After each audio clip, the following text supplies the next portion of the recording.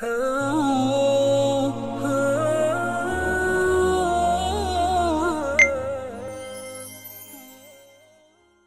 इश्रह ली सदरी वयस्सिर ली अमरी वहलुल उक़दतम मिन लिसानी यफ़क़हू क़ौली। या अल्लाह, अल्हम्दुलिल्लाहिल्लज़ी कल्लतिल अलसुनु अन गायति सिफ़तिही वल उक़ूलु अन कुन्हि मारिफ़तिही व तवाज़अतिल जबाबिरतु लिहैबतिही वानतिल वजूहु लिक़शियतिही वन्क़ादा कुल्लु अज़ीमिन लिअज़मतिही सुम्मस्सलातु वस्सलामु अला नय्यरिल आज़म नतीजतिल आलम जद्दिल हसन वल हुसैन मौलाना अबुल क़ासिम मुहम्मद अज्जल फ़रजम या फ़ातिमा या मादर वाले तय्यबीन ताहिरीन अलमासूमीन अर्रासिकीना फिल इल्म वद्दीन। अम्मा बाद, क़ाल अल हकीम बिस्मिल्लाहिर रहमानिर रहीम क़ुल तअलू नदउ अबनाना व अबनाकुम व निसाना व निसाकुम व अनफुसना व अनफुसकुम सुम्मा नब्तहिल फनजअल लानतल्लाहि अलल काज़िबीन इन्न हाज़ा लहुवल क़ससुल हक़। आप हज़रात अपने इमाम की सलामती के लिए, अपने अमवात के इसाले सवाब के लिए और अपने क़ल्बों को नूरानी करने के लिए मेरे साथ दुआए फ़रज को पढ़ें। अल्लाहुम्मा कुन लिवलिय्यकल हुज्जत इब्निल हसन सलवातुका अलैहि व अला आबाइही फ़ी हाज़िहि साआ व फ़ी कुल्लि साआ वलिय्यन व हाफ़िज़ा व क़ाइदन व नासिरा व दलीलन व इना हत्ता तुस्किनहु अर्दका तवा व तुमत्तअहु फ़ीहा तवीला। पर मोहम्मद व अलैहि सलावत। मौला तुम पढ़ो। मौला हुसैन आपकी हाजात को पूरा फरमाए, आपसे बला और मुसीबत को दूर फरमाए, आप में जो बे औलाद हैं उन्हें औलाद अता फरमाए, जो औलाद बा औलाद हैं उनकी औलाद को परवान चढ़ाए। आपको इसी साल इमाम हुसैन अलैहिस्सलाम की ज़ियारत नसीब फरमाए, इमाम रज़ा अलैहिस्सलातु वस्सलाम की ज़ियारत नसीब फरमाए। हम और आप दुनिया में रहें तो विलायत अली के साथ, और दुनिया से उठाए जाएं तो मोहब्बत हुसैन के साथ। मेरे अज़ीज़ दोस्तों, आप तो बहुत करीम लोगों में मालूम होते हो। अहले बैत ने आपको, करीमों ने आपको चुन लिया तो आप में कोई करामत की शय तो देखी होगी, जभी तो आपको चुन के बुलाया। इतने हज़ारों लाखों आदमियों में खुसूसन पाकिस्तान से बुला लिया, यहाँ से बुला लिया। अब आप आगे आने में भी थोड़ा और आगे आ जाएं तो बड़ी इनायत होगी। ये पीछे इतना बीच में खला बाकी है, और आगे आ जाएं आप। ये जगह खाली है, ये क्या बात है।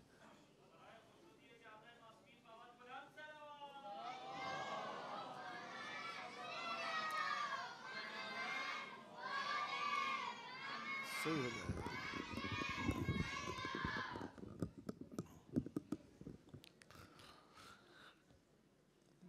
नहीं, पानी की ज़रूरत नहीं है, यहाँ खुद पानी पानी हो रहा।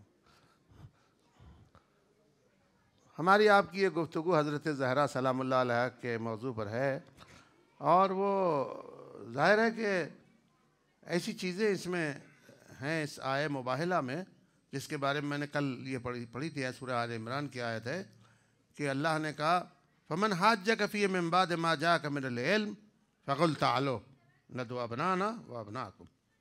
जब इल्म आ जाए इस बात का और समझा दिया जाए और नहीं समझ में आए तो फिर ऐसा करो कि फिर इनसे कहो कि तुम अपने अपना को लेके आओ, हम अपने अपना को लेके आते। अब बात कुरान से हट के आल पे आ गई। तुम अपने अपनों को अपना को लाओ, हम अपने अपना को लाते हैं। निसाना व निसाकुम, बेटों के बाद बेटियों का नंबर है, तुम अपनी बेटियों को लाओ, हम अपनी बेटियों को लाते हैं। अनफुसना व अनफुसकुम, तुम अपने नफ्सों को लाओ, हम अपने नफ्सों को लाते हैं। सुम्मा नब्तहिल फनजल, घबराओ मत। फिर बैठ के ये करते हैं कि बद्दुआ करते हैं, जो सच्चा होगा वो बच जाएगा, जो झूठा होगा वो मर जाएगा। तुम अल्लाह की लानत से मत डरो, आने दो। तो कल मैंने आपकी खिदमत में एक नुक्ता अर्ज़ किया था, वो ये है कि देखिए मुबाहला किससे हो रहा है? नसारे नजरान से। नसारे नजरान करने के लिए आए ना मुबाहला, और मुकाबिल पे कौन है? उनके नबी। ये लेटर किसको मिला है? क्या अपने इनसे कहो अपने बेटों को लाई, नबी को मिला है ना, मौला अली को तो नहीं मिला ना? या मौला अली को मिला है? नहीं ना।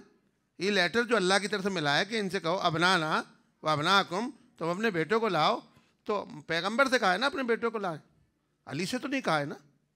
ये मौला अली से कहा नहीं, मौला अली तो साथ हैं उनके, कहा तुम अपने बेटों को लाओ। ऐसे ही बेटियों का जो कहा है वो पैगंबर से कहा है तुम अपनी बेटियों को लाओ, और नफ्सों का जो कहा है वो पैगंबर से कहा है तुम अपने नफ्सों को लाओ, दूसरे से तो नहीं कहा है ना। तो पैगंबर के पर वाजिब क्या है? आयत पे अमल करने के लिए अपनी बेटियां लाए, अपने ही बेटे लाए, अपना ही नफ्स लाए। अल्लाह अकबर। लेटर मिल रहा है दावत का, आपको ले जा रहे हो भाई को, दावतनामा मिला है आपको। अब देखिए पैगंबर का ले जाना कितनी अजीब तकसीम है, मैं तो हैरत में हूं। पैगंबर ने अपने घर से किसी को लिया नहीं और अली के घर से किसी को छोड़ा नहीं। अब आपका दावत तो देखें जरा। अल्लाह ने आपको घर, कोई शादी में आपको इन्विटेशन कार्ड दे बुलाने के लिए, आइए हमारे घर में बच्ची की शादी है, तो आपका पहला वो फर्ज ये होगा कि अपने बेटों को लाए। बेटों को बुलाया ना, तो पैगंबर अपने बेटों को लाते। तो मदीने से मक्के से लेके मदीने तक तो ये शोर मच रहा था कि पैगंबर के बेटा नहीं है, और अल्लाह को पता नहीं था क्या कि नबी के बेटा नहीं है? जब मालूम था कि बेटा नहीं है तो बेटा मांगा क्यों? ये तो बात ही समझ में नहीं आ रही। जब अल्लाह मियाँ को मालूम है कि नबी के कोई बेटा नहीं है, दिया ही नहीं, एक बेटी है और कोई बेटा था नहीं मदीने में जो नबी के साथ चलता, तो अल्लाह ने ये इन्विटेशन कार्ड नबी को दिया क्यों कि बेटों को लाओ? इसको पता नहीं था कि बेटे नहीं है, और जब नहीं है तो मंगवाने की जरूरत क्या है? और सारे मक्के में ये था कि नबी के बेटा नहीं, बेटी बेटी है, और बेटी चली आ रही थी, फिर मांग रहे हैं बेटे। ये क्या बात है? मैंने बताना चाहता था कि तुम मोहम्मद को अपना बाप नहीं कह सकते, तुम्हारा बाप भी आ जाए तो वो और हैं जिनका मोहम्मद बाप है, उम्मत और है। लोगों में एक प्रोपेगेंडा कर दिया था कि मोहम्मद तो सबके बाप हैं, सबके अब्बा हैं, उनको तो हमारे अब्बा कहा जा सकता है। दो काम अल्लाह ने ऐसे किए, कुरान में गिरे लगाई। मैंने एक साहब से कहा कि रेल टकरा क्यों जाती है? कहने टकरा इसलिए जाती है कि जो ड्राइवर है वो 3-4 सिग्नलों को तोड़ देता है, तो 3-4 सिग्नलों को तोड़ने से रेल टकरा जाती है। वरना जिसने ट्रेन का कानून बनाया उन्हें सिग्नल लगाए, सिग्नल को तोड़ दे, इसलिए शरीयत ने सिग्नल लगाए। जो 4-5 सिग्नलों को मौलवी तोड़ेगा वही खाती करेगा, वरना सारी ट्रेन सही चल रही है। पहला सिग्नल ये लगाया कि तुम मोहम्मद को नबी तो कह सकते हो, माँ काना अबा मोहम्मदिन मिन रिजालिकुम, तुम्हारा बाप नहीं हो सकता। खबरदार, जो बाप कहे वो जहरा है, तुम और हो, जहरा और है, तुम अपना बाप नहीं कह सकते। इसको एक गिरा तो ये लगाई, दूसरी ये लगाई कि पैगंबर की एक निस्बत की बहन थी फूफीजात ज़ैनब, उससे जैद का निकाह कर दिया। पैगंबर ने अपने गुलाम का आज़ाद किया, ये कुरान की आयत है, आज़ाद किया और निकाह कर दिया।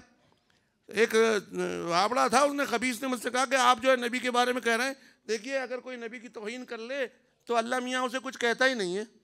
मैंने कहा मसलन क्या नहीं कहता? कहने देखिए कुरान में है कि नबी करीम ने, है आयत, नबी करीम ने जैद को अपनी फूफीजात बहन का निकाह कर दिया था, और फिर जैद ने लड़ाई मड़ाई की तो उसने तलाक देने का वादा किया कि मैं तलाक दे दूंगा। नबी ने उसे मना किया कि तुम तलाक मत देना, फिर भी उसने तलाक का सीगा जारी करवा दिया। तो अल्लाह ने कोई आयत भी नहीं भेजी उसकी मजम्मत में। तो इससे मुराद ये कि अगर मोहम्मद की मुखालिफत की जाए तो अल्लाह की तरफ से कभी कभी तंबीह नहीं होती है। क्या मुकदमा बनाया है देखिए आप। अच्छा आप सुनिए आप बात, मैंने उससे कहा नादान आदमी, कुरान कोई हर जैद और बकर के बारे में नाजिल थोड़ी होगा, हर एक के बारे में कुरान थोड़ी नाजिल होगा। कुरान ने एक कुल्ली हुक्म दे दिया, मा अताकुमुर रसूल फखुज़ूहु व मा नहाकुम अन्हु फंतहू, जिससे मोहम्मद मना कर दे उससे मत करना, जिसे नबी इजाजत दे दे उसे करना। मय्युतिर रसूल फ़क़द अता अल्लाह, जिसने रसूलुल्लाह की इताअत की है उसने अल्लाह की इताअत की है। यानी जो अल्लाह रसूल से फिर गया वो अल्लाह से फिर गया। अब लाख ज़ैद मुसलमान अपने आप को साबित करे, लेकिन कुरान ने तो ऑर्डर दे दिया ना। ये तो कोई बात ही नहीं हुई कि आज ज़ैद के लिए आयत नाजिल हो रही है, परसों फलाने के लिए नाजिल हो रही है, तो कुरान नहीं होगा, किस्सों की किताब हो जाएगी। अल्लाह ने कानून बनाया, इसलिए ज़ैद ने आके तलाक दे दी। अब देखिए तलाक देने के बाद क्या होता है। अगर नबी उम्मत के बाप होते, ये कानून बनाने का तरीका है, अगर नबी उम्मत के बाप होते तो बाप अपने बेटे की बीवी से निकाह नहीं कर सकता। ये तो आपके यहाँ भी आज भी कानून है। आप अपने बेटे की बीवी जो होती है वो आपकी बहू है नहीं है। जिनके है उनको पता है, जिनके में नहीं है तब वो बाद में देख लेंगे कि बेटे की जो बीवी होती है वो ससुर की बहू होती है और वो उसके लिए महरम होती है, उससे निकाह उसका हराम होता है, वो निकाह नहीं कर सकता। अपनी बीवी नहीं बना, भले बेटा मर भी जाए तो वो भी महरम रहती है और वो निकाह नहीं कर सकता। इसलिए खुदा बताना चाहता था जब ज़ैद ने तलाक दे दी, अगर ज़ैद को अगर उम्मत बेटा होती, ज़ैद ने तलाक दे दी, नबी ने ज़ैनब से अपना निकाह खुद कर लिया। कितनी अजीब बात है। मैं इसको सोच रहा था कितना अजीब नुक्ता है। खुदा बताना चाहता है तुम कलमा पढ़ के रसूल को रसूलुल्लाह तो कह सकते हो, लेकिन उसके बेटे नहीं बन सकते। का बेटे कौन है? का बेटे कोई और ही होंगे। तो हर एक पूछता था फिर तो नबी के कोई बेटा है ही नहीं। ये बात तय हो गई थी पूरे मदीने में कि नबी के कोई बेटा है ही नहीं। अल्लाह ने कहा जब मैं चाहूँगा तो बेटा बता दूंगा, मुझे अभी बताने की ज़रूरत ही नहीं है। जब मदीने में सब काम हो गया तो कहा बेटे बता दो। कहो रसूल अपनाना वो अपनाकुम, तुम अपने बेटों को लाओ, हम अपने बेटों को। अच्छा मैं बताऊँ, हमारे यहाँ मंतिक में एक चीज़ पढ़ाई जाती है जो मैंने पढ़ी है, आपने पढ़ी होगी, कि सालबा इंतफाए मौजू। क्यों क़िबला मौलाना है ना सालबा इंतफाए मौजू, ये तो मुझे कह सकता हूँ ना, इतना हक रखता हूँ। सालबा इंतफाए मौजू यानी जिस पर जो मौजू ही नहीं हो तो बहस करने की ज़रूरत ही नहीं है। खामखान बहस करने की ज़रूरत क्या, जब मौजू हो तो अभी तो बहस की जाए। यहाँ पर सालबा इंतफाए मौजू है इस अपना की आयत में, क्योंकि एक तो नबी के बेटा नहीं तो मांगना ही बेकार है कि भाई जब बेटा ही नहीं है तो अल्लाह कह क्यों रहा है कि तुम अपने बेटों को लाओ, हम अपने बेटों को लाते हैं। जब बेटे ही नहीं है तो मंगवाने की ज़रूरत क्या, सालबा इंतफाए मौजू है। दूसरा इससे बड़ी खबर यह है कि जो मुनाजरा करने के लिए आए थे, मुबाहला करने के लिए आए थे नसारा नजरान, वो भी शादी नहीं करते थे। उनके भी कोई बेटा था ही नहीं, सीरी से झाड़ू फिरी हुई थी। किसी नजर आज आप भी देख लो, फादर वैसे काला मुंह कर लेता है लेकिन वो जो है वो वैसे सफ़ेद मुंह होता है उसका।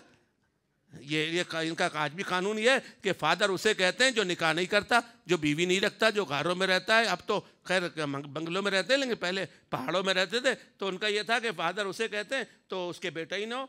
तो उनके यहाँ भी ये था कि बेटा नहीं था और इधर भी ये था कि बेटा नहीं था। तो सालबा इंतफाए मौजू में बेटा मांगा क्यों है? जब मौजू ही नहीं है तो मांगने की ज़रूरत क्या है, ये कहने की ज़रूरत क्या है कि तुम अपने बेटे को ले आओ। अच्छा, और सुनने के बाद नसारे नजरान अरबी जानते थे, अरबी में कलाम कर रहे थे, उन्होंने ये क्यों नहीं कहा कि या रसूलुल्लाह ना आपके बेटा ना हमारे बेटा, लो मुबाइले का क्या होगा? कह नहीं अपनाना वअबनाकुम। पैगंबर समझ गए कि आप वो वक्त आ गया है कि जो मुझे लोग अब तक कह रहे थे ना, खुदा साबित करना चाहता है कि मेरे बेटे और हैं, उम्मत के बेटे और हैं। आप आज अगर सलवात और वाह नहीं करोगे मैं छोड़ूंगा नहीं आपको। हाँ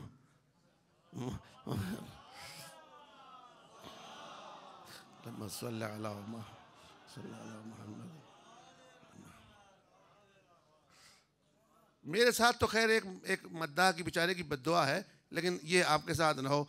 वो फ़ज़ाइल पढ़ रहा था, मैं भी चुप बैठा था। उसने कहा सलवात तो पढ़ ले, मैंने बड़े धीरे पढ़ी। उन्होंने मेरी तो देख के कहा, कहने लगे मैं यही कह रहा हूँ कि अल्लाह तेरी मजलिस में भी ऐसी धीरी सलवात पढ़वाएगा। तो जाहिर है कि अगर आपको अपने मिंबर पे आइंदा का ख्याल है और सलवातें पढ़वानी है, क्योंकि आपको सबको जाके मिंबर पे पढ़ना होगा, तो मेरे कम से कम मेरी दुआ को तो नहीं ले आप कि आप भी ज़ोर से सलवात पढ़े मोहम्मद और आले मोहम्मद पे।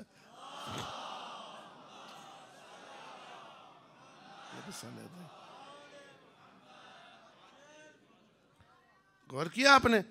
तो कहा कि हमें बेटा मनवाना है। का पैगंबर जब से मक्के से कहते चले आ रहे हैं तू अबतर है, तेरे कोई बेटा नहीं है, और लोग आए इस बिना पे थे कि इसके तो बेटा नहीं है, इसके बाद खिलाफत पे इसके बाद बैठ जाएंगे जगह पे, कोई बच्चा ही नहीं है, इसके ख़ानदान ही नहीं है, अकेला ही है, तन्हा है। लेकिन खुदा ने कहा हम बताते हैं बेटे कौन है। ये आखिर उम्र में बताने की ज़रूरत क्या थी, हम बताते हैं बेटे कौन है। अच्छा आप देखिए, बेटे की बात मैं आपको कह रहा हूँ कि अल्लाह ने हमारे नबी को ऐसा नबी करार दिया है कायनात में कि ना आदम के पास इतना पावर था, ना नूह के पास इतना पावर था, ना इब्राहिम के पास इतना पावर था। अब आपसे मैं कहूँ साहब, हज़रत ईसा का मौजज़ा ये था कि मुर्दों को ज़िंदा करते थे, तो आप कहेंगे हमारे नबी के पास पहले ही था। हमारे नबी के पास मौजज़ा ही नहीं, ऐसी किताब मौजूद थी कि अगर उसे आज भी कोई पढ़ दे, सही मानों में अमल करके पढ़ दे, तो मुर्दा ज़िंदा हो जाता है। तो नबी की तो बात ही दूसरी है। ये अल्लाह ने किताब में ऐसी ज़िंदगी रख दी कि उसकी लाई हुई किताब को कोई पढ़े तो ज़िंदा हो जाएगा। ये दूसरी बात है कि मौलवी जाके हमको पढ़ता ही उस वक्त में जब नहीं मर रहा हो तो, लेकिन जो मुर्दा है उसके पढ़ दी जाए तो कहा जिंदा कर देगा। और कुरान की आयत भी है, सोयरत बहल जबाल को त्यात बहल अर्द कुल्लमा बहल मौत वलिल्लाहि अम्र जमिया। अल्लाह का काम ये है, ये कुरान का काम ये है कि पहाड़ों को चला देता है, ये मुर्दों को जिंदा कर देता है, ये कर देता है। तो ये तो मौजज़ात जो अम्बिया को अल्लाह ने दिए, यानी सारे मौजज़ात को जब फैलाया तो अम्बिया में बांट दिया और जमा किया तो मोहम्मद में जमा कर दिया। ये एक कुल्लिया हो गया ना मौजज़ा के जमा सारे मौजज़ात। अच्छा अब आपसे कहूँ, मूसा तो पानी पे डंडा मार के और पत्थर बना देते थे, और पत्थर पे डंडा मार के पानी बना देते थे। पानी को पत्थर बनाए, पत्थर को पानी बनाए, उसे मूसा कहते हैं। वो कहा नहीं, वो डंडे में असर था, मेरी तो किताब ऐसी है, मैं इसे पढ़ूंगा तो चांद के 2 टुकड़े हो जाएंगे। बताइए, चांद के पत्थर के 2 टुकड़े करना डंडा मार के ये आसान है या इरादा करके चांद का शक कर देना आसान है? तो इसलिए ये तय हुआ कि जो मौजज़े भी अम्बिया रखते हैं। देखिए मैं कुछ कहना चाह रहा हूँ, आप खुदा के वास्ते मेरी बात पे तवज्जो रखें। मेरे पास इल्म कम है, लेकिन मैं मौला की तरफ से बोलता हूँ, उनकी बैटरी लगा के। तो ये कह रहा था कि जितने भी मौजज़ात हैं, मसलन अब मिसाल दूँ आपकी खिदमत में कि यूसुफ को मौजज़ा दिया अल्लाह ने। क्या मौजज़ा दिया कि एक 90 साल की बुढ़िया को जवान कर दिया 18 साल का। बताओ किया था या नहीं किया था? जुलेखा के दांत टूटे हुए, आंखें फूटी हुई, टटोलती भी आई, यूसुफ कहाँ है, यूसुफ कहाँ है? कहा मैं यूसुफ हूँ। कहा कि ये क्या आंखें अंधी है? कहाँ? अल्लाह ने कहा यूसुफ इसको बीना कर दो, बीना कर दो, आंखें दे दो। तो यूसुफ अलैहिस्सलाम ने अपनी चादर उतार के जुलेखा पे डाली और कुछ पढ़ा, और पढ़ा तो वो आंखें आ गई, मोटी मोटी बीना हो गई। अरे लोगों ने कहा लो ये बुढ़िया ऐसी आंखें। अच्छा, अब जवान आंखों में और बुढ़ी आंखों में बड़ा फ़र्क है। जब आंखें जवान आ गई ना जुलेखा के मुंह पे, तो सूरत भी जवान होनी चाहिए। तो फिर उसने एक और कहा कि यूसुफ को देख के कहा कि मैं तो तेरे हुस्न पे मरती थी। अब उसमें ये कानून नहीं था, बुढ़ी थी आंखें जब। तो अल्लाह ने कहा यूसुफ इसके दिल की और भी हसरत निकाल दो, इसको जवान भी कर दो। चादर बिछा के सर पर डाल के और दुआ की, वो जवान हो गई। टूटे हुए दांत आ गए, खाल खिंच गई, 18 साल की जवान हो गई। अब लोग देख रहे हैं। आप बताइए ये एक केस हुआ था या नहीं हुआ था? यूसुफ ने जवान किया था या नहीं किया था? किया था ना, एक औरत को, एक बुढ़ी औरत को जवान किया। लेकिन कोई दूसरा केस नहीं है, कोई दूसरा ऐसा ऑपरेशन नहीं है कि यूसुफ अलैहिस्सलाम घर पे लाइन लगी हुई होती कि आइए साहब हमारी बीवी बुढ़ी हो गई, इसे जवान कर दो। ये एक केस था जिसे यूसुफ अलैहिस्सलाम कर दिया। कितना फ़र्क है हुसैन में और यूसुफ में। यूसुफ एक को जवान कर सकता है, हुसैन वो है जो फरिश्ते को पर दे सकता है, मुर्दे को जवान कर सकता है। ये अजीब बात है। यूसुफ ने अंधे को, औरत अंधी थी, उसे जिंदा कर दिया, उसे जवान कर दिया। ये मौजज़ा यूसुफ का था या नहीं था? ऐसे ही मैं आपकी खिदमत में और मौजज़े बता रहा हूँ आपकी खिदमत में। अल्लाह ने ये बताया कि ये सब अम्बिया को दे के एक मोहम्मद को दिया है ताकि तुम घबराओ मत, मुबायला इसमें समझ में आएगा। तो दूसरा ये किया कि आप देखें इब्राहीम अलैहिस्सलाम के बारे में देखें कि उनकी बीवी की उम्र 95 साल की और हज़रत इब्राहीम की उम्र 120 साल की। दोनों बुढ़े बुढ़िया खांस रहे एक जगह बैठे। फरिश्ते को आते देख के और इब्राहीम की बीवी के पास इब्राहीम ने एक और आदमी को देखा खूबसूरत है, उसने कहा कि नबश्शरों का गुलाम अलीम, हम तुम्हें गुलाम अलीम देंगे। बीवी थी, बर्दाश्त नहीं हुआ, 2 बातें एक साथ कह डाली। औरत की ज़ात है ना। एक तो ये कहा कि अरे मैं तो बुढ़ी हुई हूँ, मेरा शौहर तो बुढ़ा है ही है, मैं भी बुढ़ी हूँ।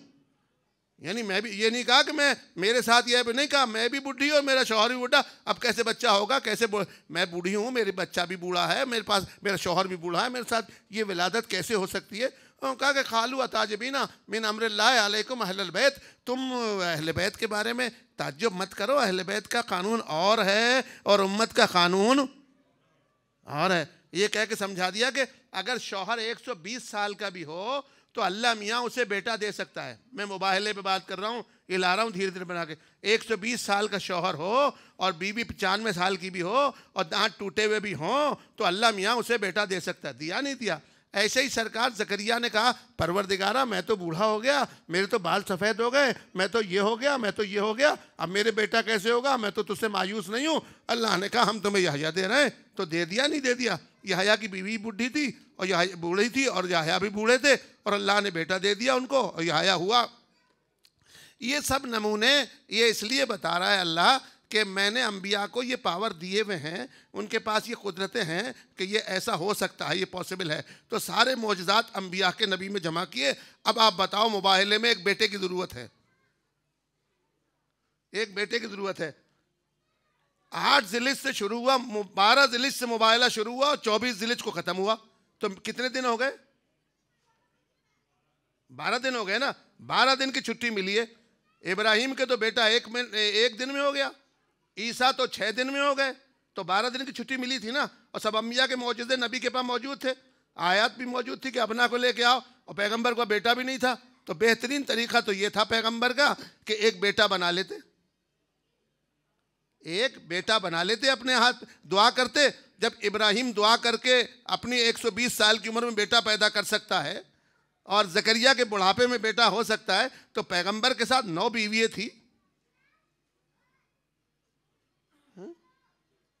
ना, 9 बीवियाँ। किसी एक से भी हो जाता। अल्लाह ने बूढ़ी औरत की शर्त ही कैंसिल कर दिए कि कोई बात नहीं, अगर अल्लाह चाहे तो बूढ़ी को भी दे सकता है।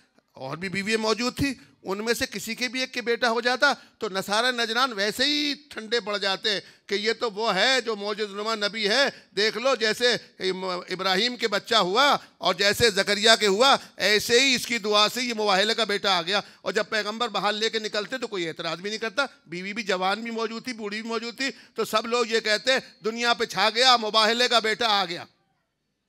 एक शुआर हो जाता पूरी दुनिया में, और ये नसारे नजरान समझ जाते कि लो भाई ये तो बेटा ले आए, मुबाहले का बेटा हो गया, और झगड़ा ही ख़त्म हो जाता।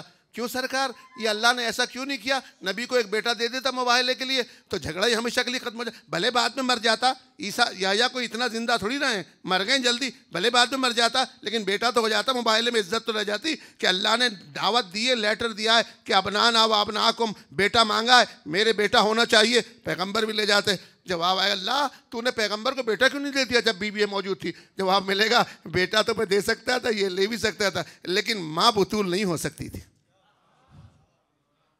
माँ बुतूल नहीं हो सकती थी। माँ बुतूल होना शर्त है। वहाँ मुबाहले में आप देखिए, यह जिब्राइल चादर के अंदर दाखिल हो गया किसा में आके, हैं, और आ गया चादर में, लेकिन जिब्राइल भी मुबाहले की चादर में नहीं आया। जहाँ मुबाहले की चादर जब बनी थी वहाँ सिर्फ ये 5 थे।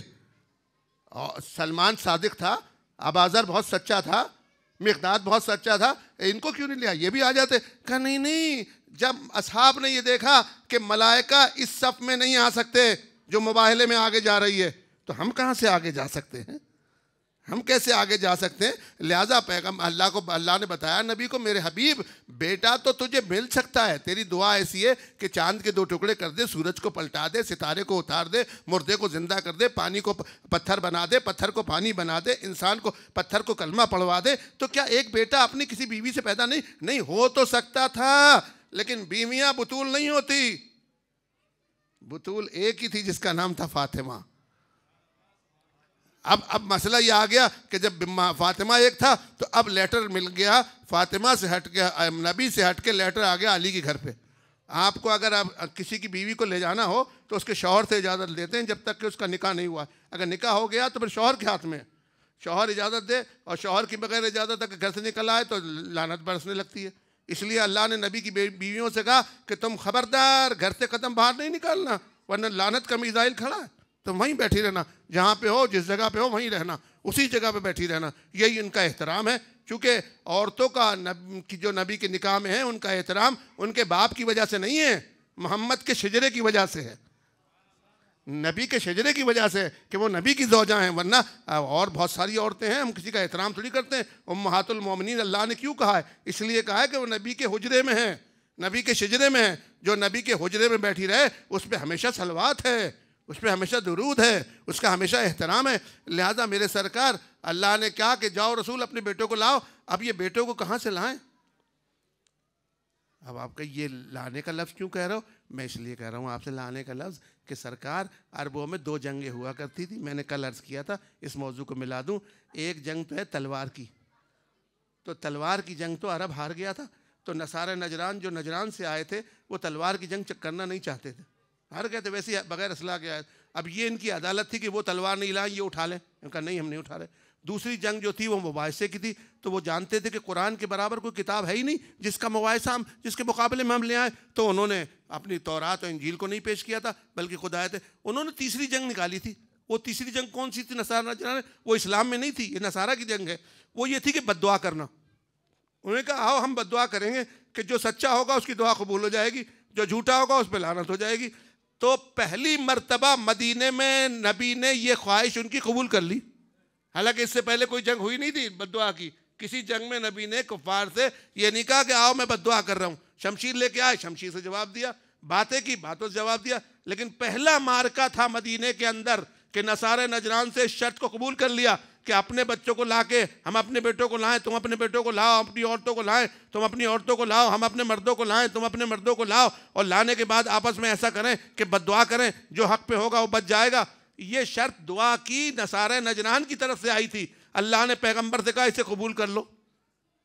अब कबूल करने में नतीजा क्या निकलता? खुदा ना खास्ता अगर पैगंबर का कदम पीछे हटता तो साबित क्या होता कि खुदा शरीक रखता है, और पैगंबर का कदम आगे बढ़ा तो खुदा साबित क्या हुआ? खुदा वहदहू ला शरीक है, उसका कोई शरीक नहीं है। माना जहरा जा रही है मुबाहले में खुदा को वाहिद साबित करने के लिए।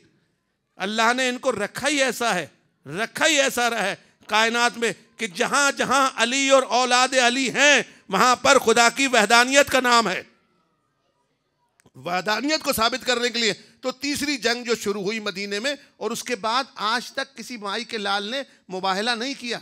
हालांकि कुलैनी ने लिखा है उसूल काफ़ी में कि अगर कोई आए तो उससे तो मुबाहला भी कर सकते हो। हमारे उलमा ने बाज़ ने इस बात पे कदम उठाया है, जब भी कभी मुकाबले में अमीरुल मोमिनीन की कोई आया तो कदम उठाया। लेकिन वैसे ही है मेरे सरकार कि किसी भी इमाम ने दुनिया के आके ये नहीं कहा कि आओ मुबाहला कर लो। जिस काम को जहरा शुरू करे उसे जहरा ही ख़त्म करती। जिस चीज़ की इब्तिदा अल्लाह ने इनसे रखी है, इसलिए कहा हम भी जहरा को लाते। अब वो लाने का फातिमा का सवाल ये हुआ कि फातिमा को क्यों लाए? चलें, ये तो था कि फातिमा बेटी थी, उसमें निसा मांगी थी। अब ये एक का और 3 का मसला अलग है। एक साहब मुझसे कहने लगे पैगंबर की 4 बेटियां थी। मैंने कहा 4 नहीं 400 थी, अभी तक लिख ले बेटियां, पैगंबर तो जिंदा है। कह ले वो कैसे? मैंने कहा सरकार ये बता मुबाहले में कितनी थी, ज़विल कुर्बा में कितनी थी, आए तथीर में कितनी थी, और पुले सिरात पे कितनी होंगी, शफात कितनी करेगी, बचाने वाली कौन है, जन्नत में जाने वाली कौन है? जब एक अल्लाह ने एक पे ब्रेक लगा दिया तो दूसरे को क्यों लगा रहा बीच में? इसलिए कहा कि ज़हरा सलामुल्लाह अलैह को लेके आए। कैसे लेके आए? पैगंबर के दावतनामा नबी के नाम, और सारा कर दिया अली के नाम। या अली, फातिमा मेरी बेटी है मगर तेरी महल ज़ौजा है, मुझे आज फातिमा की ज़रूरत है। कहा या रसूल ले जाइए। कहा या अली मुझे तेरे बेटों की भी ज़रूरत है। अब देखिए लोग कहते हैं कि या अली मदद न कहो, मदद मांगना हज़रत अली से सही नहीं है। अरे अकल के अंधे, ये मांगना दरवाजे पे खड़े होके अली से, ये नबी की सुन्नत है या नहीं कि जब इस्लाम पे ज़रूरत पड़े तो जहरा को भी मांगो, अली से मांगना पड़ेगा। अली शौहर है, अली बैत का रईस है। अल्लाह ने तो ऑर्डर दिया या अली मेरी मुबाहले में मेरे जितवाने के लिए जहरा की ज़रूरत है, ले जाओ। या अली मेरे पास लोगों ने कहते चले आए कि इसके बेटा नहीं है। कहा या रसूल एक की नहीं 2 को ले जाओ, एक के नहीं 2 को ले जाओ। मैं एक बात आपको कहूँ कि हमारे यहाँ ज़मख़शरी एक अहले सुन्नत का बहुत बड़ा आलिम है, मुफस्सिर है। उसने लिखा कि पैगंबर, ये उसके अल्फाज हैं, अभी भी हैं उसके, उसने कहा कि पैगंबर ने हुसैन को अपनी गोदी में उठा के और बार बार चूम रहे थे मुबाहले के दिन, जाने के दिन। और चूमते में जब चूमते थे तो मुंह चूम के कहते थे कि हुसैन मैं तो दुआ करूँगा तू आमीन कहना, मैं तो दुआ करूँगा तू आमीन कहना। तो हम ये उलमा सबाब उलमा बैठे हैं, हमारे यहाँ एतकादी मसला ये है कि दुआ करने वाले का एक इंक्रीमेंट होता है जो दुआ करता है, और जो आमीन कहते हैं उनके साथ 9 होते हैं। है ना कानून कि अगर मैं कहूँ दुआ कर रहा हूँ और आप आमीन कह रहे हैं तो मुझे 1 है और आपको 9 का सवाब मिलेगा, 9 होंगे। तो पैगंबर ने इमाम हुसैन को उठा के गोदी में और मुंह चूम के कहा था, ज़मख़शरी ने लिखा कि मुंह चूमते थे और कहते थे हुसैन मैं दुआ करूँगा तू आमीन कहना, मैं दुआ करूँगा तू आमीन कहना, मैं दुआ करूँगा तो आमीन। पैगंबर की हिकमत ये थी, बताना चाहते थे कि 9 इंक्रीमेंट हुसैन के पास हैं, एक इमाम का बाप नहीं है, 9 इमामों का जद है हुसैन। मैं दुआ करूँगा तू आमीन कहना। कहा या अली, हुसैन भी चाहिए, या अली हसन भी चाहिए। तो अब चाहिए तो ले तो लिए, लेकिन इनका रजिस्ट्रेशन कैसे कराएं? इसलिए हदीस किस्सा हमारे यहाँ मशहूर चीज़ है कि पैगंबर ने आके कहा, या ये मुबाहले के वक्त से पहले की बात है, आके कहा या फातिमा इतीनी बिल किसाइल यमानी, बीबी मुझे, बेटी मुझे किसाई यमानी ला के दो। दावतनामा उधर से मिला, किसाई यमानी इधर से मांग रहे, मुझे किसाई यमानी ला के दो। ज़हरा ने कहा मैंने किसाई यमानी ला के दे दी। पैगंबर किसा के अंदर बैठ गए और बैठने के बाद अभी फातिमा कह रही है, देखिए मैंने ये तारीख़ पढ़ी है, आज भी लिखी हुई है लोगों के पास, पता नहीं कैसे लिखने वाले थे, अल्लाह की लानत हो इन पर, क्या क्या लिख गए और क्या क्या पढ़ गए और पता नहीं समझ भी नहीं सके। नबी को ये लिखते हैं नबी की वही के बारे में, आज भी किताब है, आज भी नई छप रहा है, एडिशन यही छप रहा है कि जब नबी पे वही नाजिल होती थी तो जिस नाके पे अगर बैठे होते थे उसके पैर ज़मीन में गड़ जाते थे, नाके के पैर ज़मीन में गड़ जाते, यानी वही में इतना वज़न होता था कि ऊँट भी नहीं उठा सके। अल्लाहु अकबर। और का दूसरी कैफियत कभी कभी ऐसा होता था कि नबी के मुंह से झाग बहने लगते थे, तो लोग समझ जाते थे कि इसमें वही नाजिल हो रही है। तो क्या मिर्गी थी या वही थी? अच्छा आप देखो कि ये जुल्म देखो आप कि आदम से लेकर ईसा तक की ऐसी वही नहीं लिखी। मूसा की माँ पे खुदा ने कुरान ने कहा औहैना इला उम्मे मूसा, हमने मूसा की माँ पे वही की है। तो मूसा की माँ के बारे में क्यों नहीं लिख रहे कि ऊँट पे उसके ऊँट के पैर गड़ों में गड़ जाते थे, या मसलन उस पर दौरे पड़ने लगते थे मिर्गी के? ये सिर्फ पैगंबर के बारे में ही है, ये सिर्फ पैगंबर की तौहीन की जा रही है। क्या कि ऊँट के पैर गड़ जाते थे नाके के, अगर नाके पे होते थे, और कभी कभी ऐसा होता था कि झाग मुँह से बहने लगते थे, और कभी कभी ऐसा होता था कि बदन कांपने लगता था। और ये बातें वही की कैफियत है। ये तो वही की कैफियत उधर से बताई जा रही है जहाँ पे लोग इसका कलमा पढ़ के इसके घर में आए, घर के अंदर आए कलमा पढ़ के, और जो घर वाले हैं वो बता रहे हैं वही की कैफियत कि फिर फातिमा सलामुल्लाह अलैहा ने कहा जब मुझसे चादर मांग के मेरा बाबा बैठ गया चादर के नीचे, तो कान्नहुल बदरो लैलतुन फी तमाम लैलतुन फी तमाम ही, मैंने ये देखा कि जैसे 14वीं रात का चांद चमक रहा हो।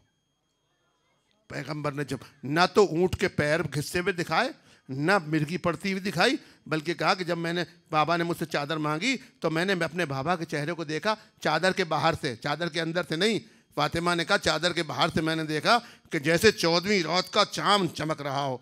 तो फिर अभी ये चांद चमक ही रहा था कि और चांद जमा होना शुरू हो गए। उन्होंने आगे कहा थोड़ी देर में देखा, फातिमा ने कहा ये हदीस के साथ जो आप रोज़ पढ़ते हैं कि मेरा बेटा हसन आया, और उसने हसन ने आने के बाद कहा या उम्मा इन्नी अशुम्म इंदक रायहतन तय्यबा कान्ना रायहतु जद्दी रसूलुल्लाह नाम इन्ना जद्दक तहतल किसा, बेटा हसन तेरा दादा तेरा जद और मेरा बाबा किसा के नीचे।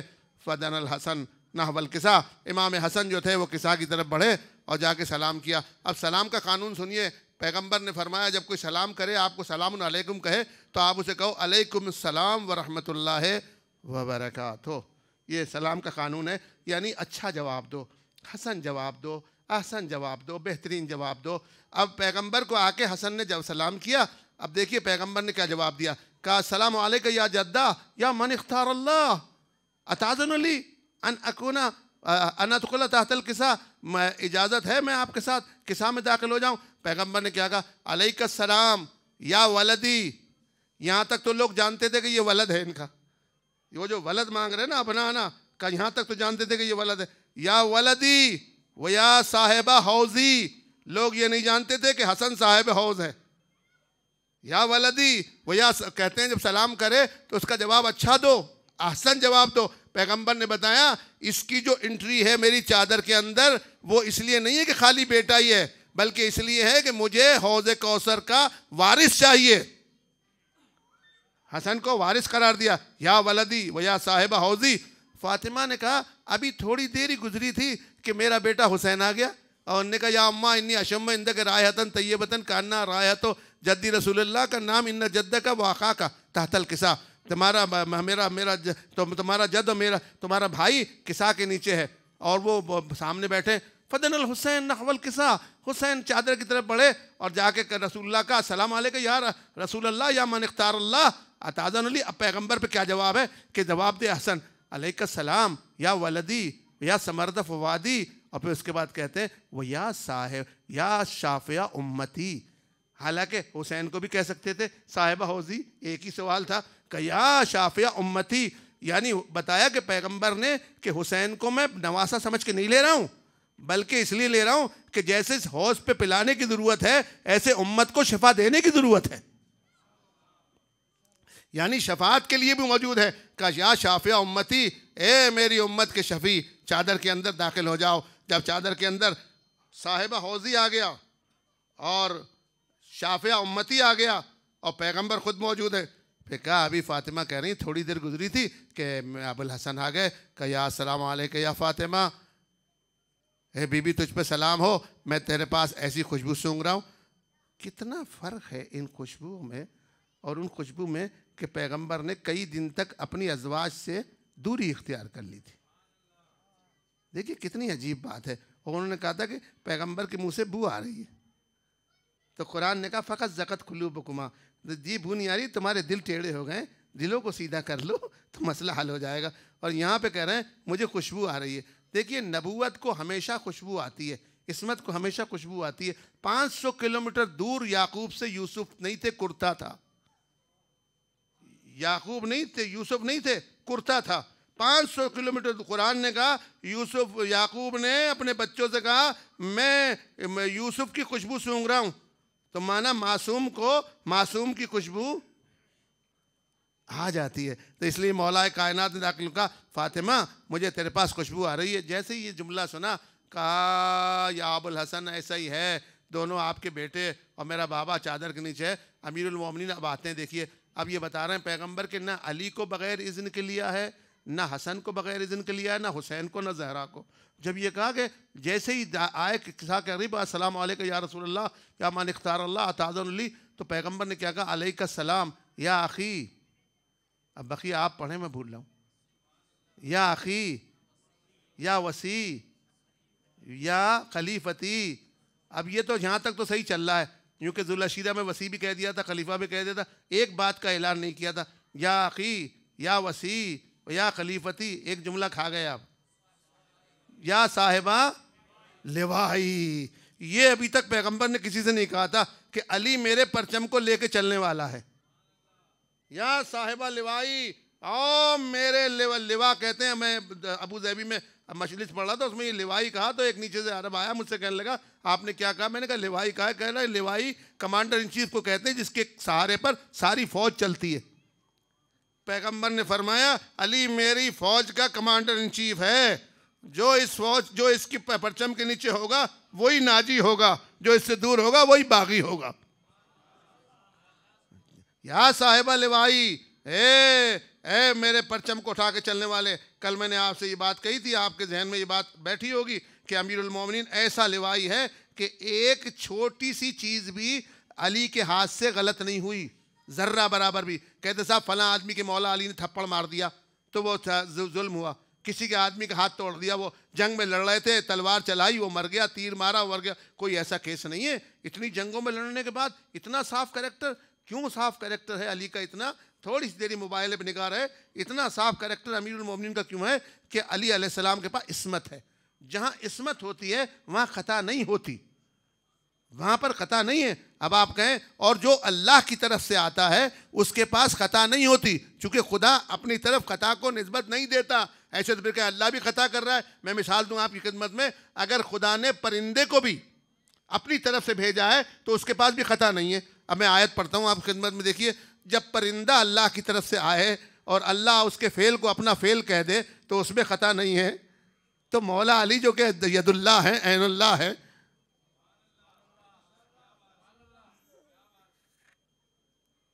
बिस्मिल्लाहिर्रहमानिर्रहीम।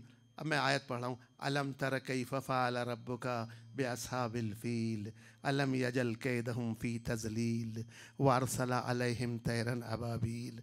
अलम तर कैफ़ा, नहीं देखा मेरे हबीब तूने हमने क्या किया, किसके साथ? तेरे रब ने क्या फ़ेल किया, किसके साथ किया? तरक कैफ़ा फ़अल रब्बुका बिअस्हाबिल फ़ील, वो लश्कर वाला जो हाथी वाला आया था ना, उसके साथ हमने क्या किया, वो बैत को मिटाने आया था, बैत की जगह पे बैत बनाने आया था, तो हमने उसके साथ क्या किया, तैरन अबाबील, हमने अबाबील को भेज दिया है। तो ये तो फ़ेल अबाबील का था ना, ये अल्लाह का फ़ेल तो नहीं था ना। फिर अल्लाह ने अपनी तरफ निस्बत क्यों दी कि तेरे परवरदिगार ने कैसा फ़ेल किया। एक परिंदा मुंह में चोंच में एक पत्थर लेकर और अबाबील की तरफ हाथी की तरफ मार रहा था, और हाथी खटाखट मर रहे थे, खटाखट मर रहे थे हाथी। कोई आदमी मुफस्सिर ने ये नहीं लिखा, मैंने 50 तफसीरें देखी कि कहीं अब्दुल मुत्तलिब का ऊँट मरा हो,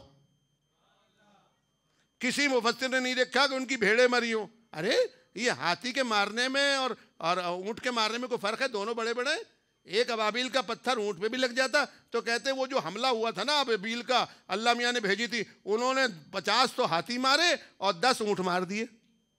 फायर तो हो रहा है ना, और बमबारी तो हो रही है ना, बमबारी में कौन बच सकता है। खुदा की शान देखो, अल्लाह बता रहा है अगर मैं परिंदे को अपनी निस्बत दे दूं तो जब वो मारता है तो मेरी तरफ से मार रहा है, तो वो ऊँट की जगह हाथी को नहीं मारता, हाथी की जगह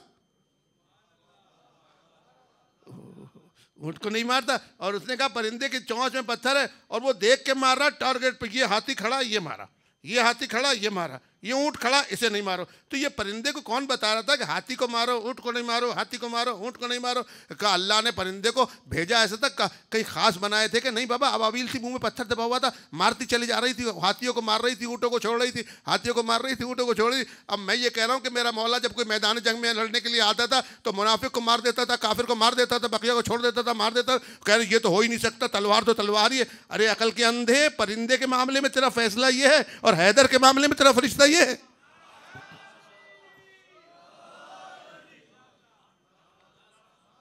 और किया आपने, मार रही है परिंदों को, मार रही है हाथियों को, मारे अलम तर। और फिर आखिर में अल्लाह कह रहा है देखा मैंने कैसा फेल किया। कोई मौलवी ये नहीं कह रहा अल्लाह मियाँ तूने अबाबील परिंदे के फेल को अपना फेल कह दिया, ये तो शिरक हो गया, ये तो उसका काम ही नहीं है, परिंदा तेरे से क्या ताल्लुक, तू और है परिंदा और है। कहा नहीं नहीं, परिंदा अल्लाह का फेल कर सकता है। सुभान अल्लाह, न इसके हाथ परिंदे के यदुल्लाह हैं, न इसकी आँख ऐनुल्लाह है, न इसकी ज़बान लिसानुल्लाह है, फिर भी अल्लाह का फेल कर रहा है। ओ अली जो काबे में आया हो, हाथ यदुल्लाह हो, आँख ऐनुल्लाह हो, ज़बान लिसानुल्लाह हो। बताइए, हम उस कह रहे हैं ये अल्लाह का फेल है, मौला अली ने जो किया फला को मारा ये अल्लाह का फेल है, मौला अली ने ये किया। नहीं ये शिरक नहीं करो। क्यों, परिंदे के मामले में तुम धड़ाधड़ शिरक कर रहे हो।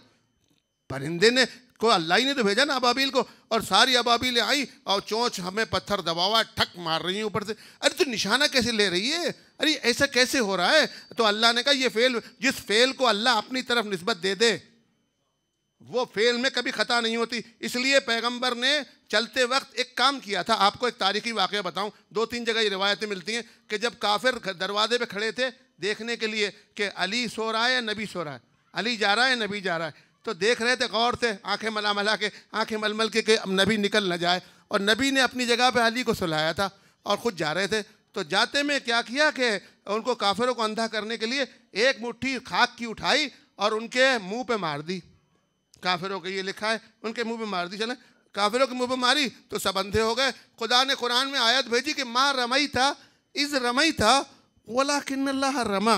ये जो तूने फेंका है ना, ये तूने नहीं फेंका मट्टी, ये हमने फेंकी है। वहाँ पे एक नक्शा बयान करना था पैगंबर को कि एक मुट्ठी तुराब से जब ये सारे अंधे हो गए तो अबू तुराब तो अंदर बैठा है। और किया आपने, माँ रमई था इस रमई था वलाकिन्नल्लाह रमा।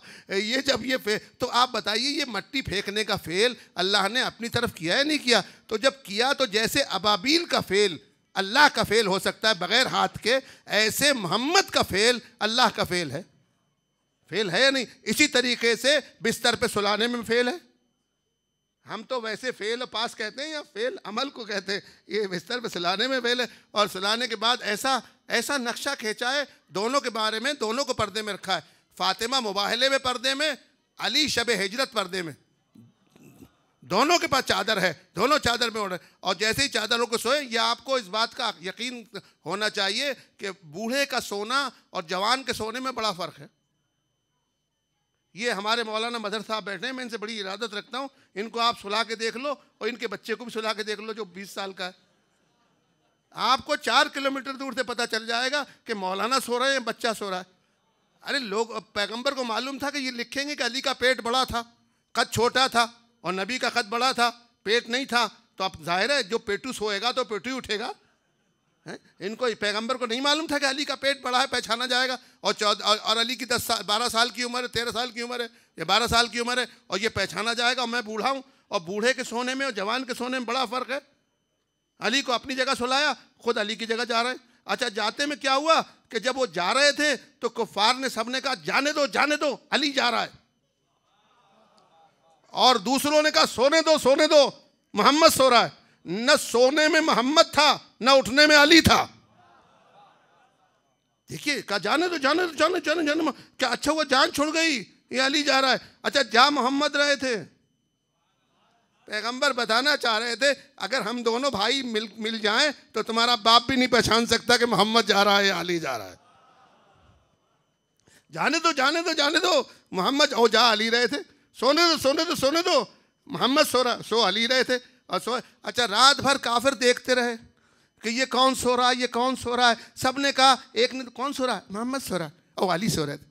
कौन सो रहा है? मोहम्मद सो रहा है, अली सो रहा है। तो ये तो छोटा कद था, पेट मोटा पेट था, ये कैसे पता नहीं चला लिया? जो ऊँट को ढूंढ लेते थे कि हमारी नस्ल का बच्चा है, ये दोनों भाइयों में पता ना चला सके। अल्लाह बताना चाह रहा है अगर ये दोनों मिल जाएं तो तुम्हारा बाप भी नहीं पहचान सकता।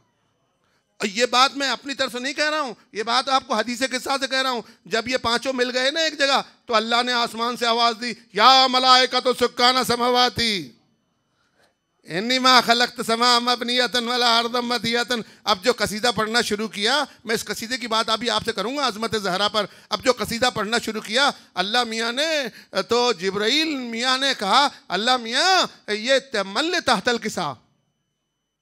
कोई उम्मत भरी हुई थी जो नहीं पहचान सका, कोई आसे पासे के लोग आए हुए तो नहीं पहचान सका, ये क्या था? और अल्लाह कहता, ये तू तो ऑर्डर पे जाता है अज़ाब को नासिल करने के लिए, आसमान से बैठ के ज़मीन का नक्शा देख लेता है, तुझे मलक को ये पता नहीं कि ये 2 बच्चे, एक बाप बूढ़ा और एक बेटी, और ये 5 आदमी तू इन्हें नहीं पहचान सकता? मुझसे पूछ रहा है मन लेता हतल के साथ। अल्लाह अकबर। देखिए, आप काफिरों पर ताज्जुब न करें कि उन्होंने नहीं पहचाना। यहाँ जिब्राइल नहीं पहचान पा रहा, कहा मन ले तातल किसा, परवरदिगार किसा के नीचे कौन है? अब अल्लाह ने कहा, अच्छा हाँ, तू जब अगर ये अलग अलग खड़े हों तो तू कह सकता है ये मोहम्मद खड़े, ये अली खड़े, ये हसन खड़े, ये हुसैन खड़े, ये जहरा खड़े। और जब ये एक जगह मिल जाए तो फिर तेरा दम नहीं है पहचानना। फिर क्या मैं ही बताऊंगा कि कौन है? कहूँ फातिमा व अबूहा व बालुहा व बनुहा। इसमें तो फातिमा है, और जो फातिमा से निस्बत रखता है वो है, जो फातिमा से निस्बत रखता है। आयतुल्लाह खुमैनी ने ऐसी बात लिखी है, इमाम रहमतुल्लाह ने, मेरा सलाम उस शख्स पे रोज़े इला यौमुल क़ियामा, इतना आला अकीदा था। उसने कहा कि 4 औरतों पे वही हुई है। कितनी पे? 4 औरतों, भूल जाऊं तो आप बता दीजिएगा। 4 औरतों पे वही हुई है, और उनमें से एक तो मूसा की माँ है, वो है ना इला उम्मे मूसा की माँ पे वही हुई। और दूसरी जो है जिस पे वही हुई है वो मरियम की माँ है कि उसने कहा नज़र तो लगा माफ़ी बतनी मुहर्ररन फतकब्बल। और तीसरी जिस पे वही हुई है वो मरियम है। और चौथी, हम माफ़ कीजिएगा, तीसरी उन्होंने बताया कि इब्राहिम की ज़ौजा है जो वही को सुन रही थी, माफ़ कीजिएगा। और चौथी जिस पे वही हुई है वो फातिमतुज़ ज़हरा है। तो ये बताना चाह रहे थे आयतुल्लाह खुमैनी कि इनके पास, मरियम की माँ के पास, या मरियम के पास, या इब्राहिम की ज़ौजा के पास ये जो वही हुई है ना, ये थोड़ी थोड़ी मिनटों की बातें हुई हैं, एक लम्हे में इशारे के। लेकिन फ़ातिमा की वही का मामला ये है कि फ़ातिमा से किसी ने कहा नहीं है, फ़ातिमा ने डायरेक्ट में खुदा की आवाज़ सुनी है। क्योंकि हदीस किस्सा जो बयान कर रही हैं वो जिब्राइल का किस्सा बयान नहीं कर रही हैं, बल्कि फ़ातिमा कह रही हैं फ़लम मक्तमलना। हमारे अरबी में एक तो बाबे इत्माम है और एक इकमाल है। इत्माम में ये होता है कि मसलन आपसे कहें कि मजलिस क्यों नहीं शुरू करा रहे, भाई पब्लिक तो आ गई ना, अब उसमें पब्लिक आ गई तो इसमें हाँ पब्लिक तमाम आ गई, यानी क्या? यानी पढ़े हुए भी आ गए, बेपढ़े भी आ गए, मोटे भी आ गए, पतले भी आ गए, काले भी आ गए, गोरे भी आ गए, अच्छे भी आ गए, बुरे भी आ गए। इसको इत्माम कहते हैं अरबी में, यानी यह तमाम हो जाता है। और जहाँ पर इकमाल की बात हो ना, वहाँ इत्माम का नहीं होता, वहाँ इकमाल का बात ये होती है कि जो चीज़ जिस जगह की है वो आके वहाँ लग गई। गदीर में इत्माम नहीं है, अल यौम अकमलतु लकुम दीनकुम, गदीर में इकमाल है, इत्माम नहीं है। इत्माम वहाँ होता है जहाँ जमा हो गए, सब चीज़ जमा हो गए, आप सब जमा हो गए, मैं भी जमा हो गया, मजलिस शुरू हो गई। अब आप क्या, कोई कम पढ़ा हुआ है, कोई ज़्यादा पढ़ा हुआ है, कोई सैयद है, कोई शेख है, कोई दलील थोड़ी है। लेकिन इकमाल में यह है कि जिसकी चीज़ की ज़रूरत थी वो आ गई। फातिमा ने कहा फलम मकतमलना जमीयन, जब साहिबा हौजी की जगह हसन आ गया, शाफ़िया उम्मती की जगह हुसैन आ गया, साहिबा लिवाई की जगह अली आ गया, उसके बाद मैंने देखा कि 14वीं की चांद की तरह चमक रहा है, तो मैं चादर में दाखिल हुई। अब फातिमा ने खुदा के अल्फाज बनाए कि खुदा जलाल में आके कहने लगा या मलाइकत सुक्कान समावाती। यहाँ पर कहते हैं आयतुल्लाह खुमैनी कि 6 महीने तक जिब्राइल पैगंबर के बाद जहरा के दर पे आता रहा और जहरा को कुछ कहता रहा और जहरा बोलती रही और अली लिखते रहे। कितनी अजीब बात है। बोला इतनी जिब्राइल अलैहिस्सलाम बड़े बड़े अंबिया के पास नहीं आता था, और किसी आया ज़्यादा सिर्फ पैगंबर के पास था, और अंबिया के पास शायद वही इशारे के ज़रिए करता था। लेकिन मेरे सरकार मरियम के बारे में लिखा है उसके पास नाजिल हुआ था। लेकिन मेरे सरकार ज़हरा वो बीबी है जिसके पास 6 माह बराबर जिब्राइल अलैहिस्सलाम आते रहे, बराबर आते रहे, और आने के बाद फातिमा सलामुल्लाह अलैहा को वो बताते रहे, जिसको सहीफ़े फातिमा कहा जाता है, हज़रत ज़हरा का सहीफ़ा कहा जाता है। मैं इसकी बात एक आपकी खिदमत में तारीख़ी अर्ज़ करूं कि हसन नफ्स ज़करिया जो था, नफ्स ज़किया, वो एक ऐसा शख्स था जो इमाम हसन अलैहिस्सलाम की औलाद से था और इमाम सादिक़ के ज़माने में था। इसने मंसूर दवानी के ख़िलाफ़ क़याम किया था, तो इमाम ने इसे समझाना चाहा कि नहीं कर क़याम, ये नहीं है। तो इसने कहा आखिर क्यों नहीं करूँ? तो इमाम सादिक़ अलैहिस्सलाम ने इसे कहा था कि मैंने रात को सहीफ़े मादर ज़हरा पढ़ा था, उसमें तेरा क़याम नहीं है।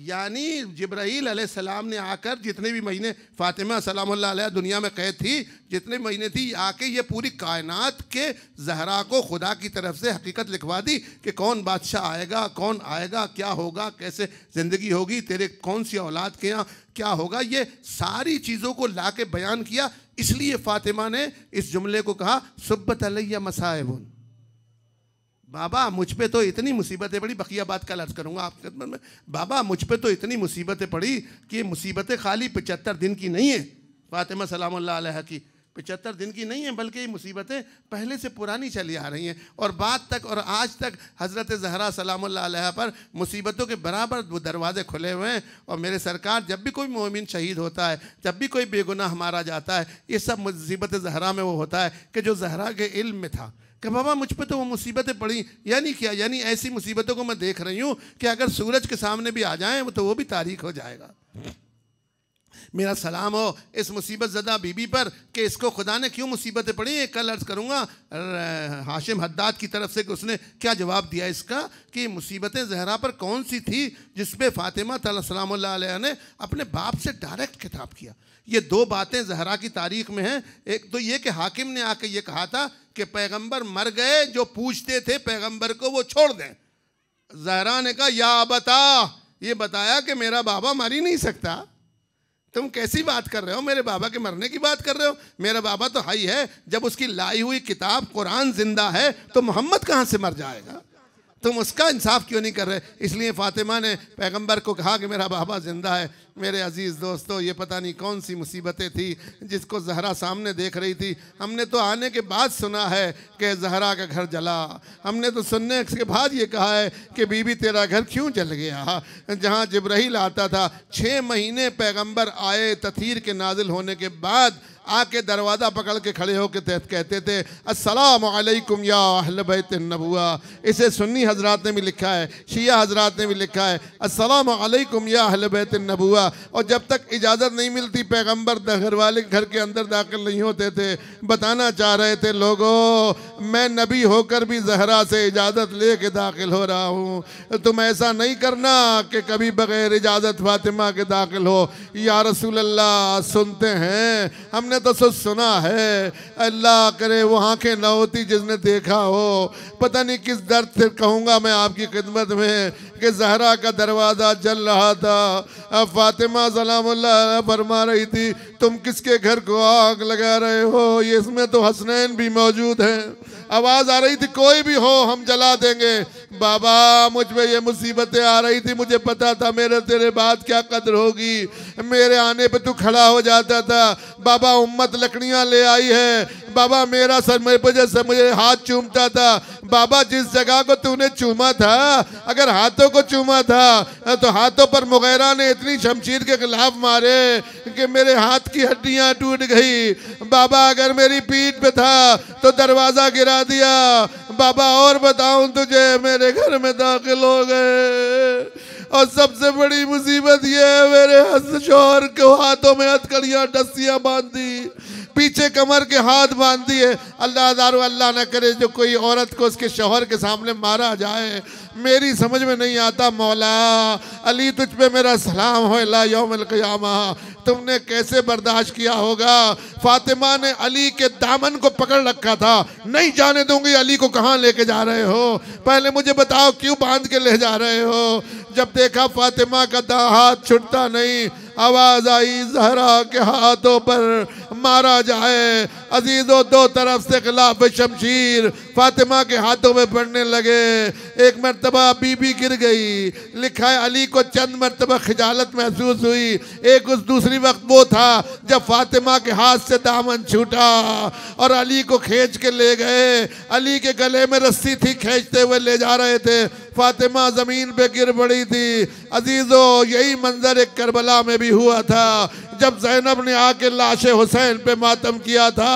उमर साद ने कहा ऐसा असर तो कत्ल हुसैन का भी नहीं हुआ जैसा ज़ैनब के मातम करने का हो रहा है। शिमर से कहा ये मातम बंद करा दे।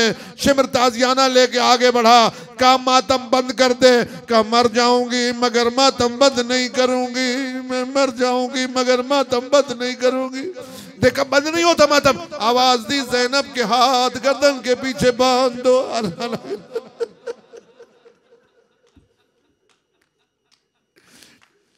अल्लाह न करे जो किसी औरत के हाथ गर्दन के पीछे बांधे।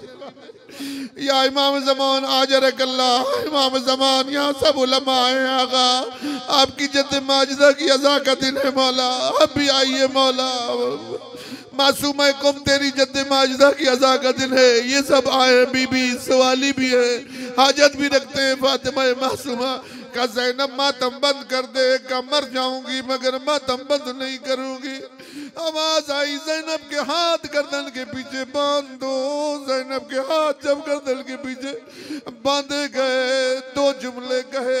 एक हुसैन को मुखातिब होके कहा, ओ भैया मुझे कोई मातम नहीं करने देता, मुझे कोई नहा नहीं पढ़ने देता। दूसरा जुमला जाकिरों से कहा, जब हुसैन की मुसीबत पड़ना मेरे हाथों का बदला न छुपाइयो। मेरे अजीज दोस्तों ये अय्याम हज़रत ज़हरा के अय्याम है, लेकिन जितनी भी मुसीबतें थी ज़ैनब की मुसीबत भी ज़हरा की मुसीबत थी। ज़ैनब ने जब इमाम हुसैन, चूंकि बकिया मुसीबत कल पढ़ूंगा आपकी खिदमत में, ज़ैनब ने जब इमाम हुसैन की शहादत देखी ना तो एक मरतबा गौदाल के कत्लगाह में करीब आई, आके कहते हैं कि दोस्त दुश्मन दोनों रोने लगे। क्या कहती है? अल-यौम माता मोहम्मद मुस्तफा, आज का दिन वो है कि मेरा जद रसूल आज ही मरा है। ऐसा नहीं है कि 28 सफर को गए, नहीं आज ही। अल-यौम माता मोहम्मद रसूलुल्लाह, अल-यौम माता अली इब्न अबी तालिब, अल-यौम माता फातिमा ज़हरा, अल-यौम माता हसन अल-मुज्तबा। ए हुसैन तेरे जाने से मोहम्मद की मौत भी आज ही हुई है, मेरी माँ ज़हरा की पसलियाँ भी आज ही टूटी हैं, मेरे भाई का ताबूत भी आज ही तीरों से चलनी हुआ है, मेरे भाई हुसैन मेरे बाबा के सर पे तलवार जो लगी थी 18 रमजान को वो समझ आज ही लगी है। हुसैन तो पंजतन का असरा खड़ा है, हुसैन तो पंजतन का आखिरी फर्द है, तेरी शहादत नहीं है बल्कि सबकी शहादत है। और आके क्या कहती है, शहीद नूरुल्लाह शुश्तरी लिखते हैं, जाफर शेख जाफर शुश्तरी, ज़ैनब ने सबको मुजस्सम देखा, पैगंबर को सामने देखा, कभी हट के बात नहीं करती थी, जब रसूलुल्लाह को सामने देखा कहती है या जद्दा या रसूलल्लाह हाज़ल हुसैन मुक़द्दउल आज़ा मसलूबुल अमामत बिद्दवरदा, या रसूलल्लाह यही हुसैन है ना कि जो बगैर अमामे के हैं, मुक़द्दउल आज़ा, हाथ कहीं पड़ा है, पैर कहीं पड़ा है, जसद कहीं पड़ा है। एक टुकड़ा हुसैन के जिस्म से उठाया जो घोड़ों की टापों में आ चुका था, उठा के चूमा, चूम के कहने लगी रब्बना तक़ब्बल मिन्ना हाज़ल कुर्बान, खुदाया मुझसे हुसैन की कुर्बानी को कबूल कर ले। पूछा क्या कर रही है, हुसैन ने सबको कबूल कराया, कोई कबूल कराने वाला हुसैन को भी हो। आवाज दी भैया असगर को तूने कबूल कराया, तुझको मैं कबूल करा रही हूँ।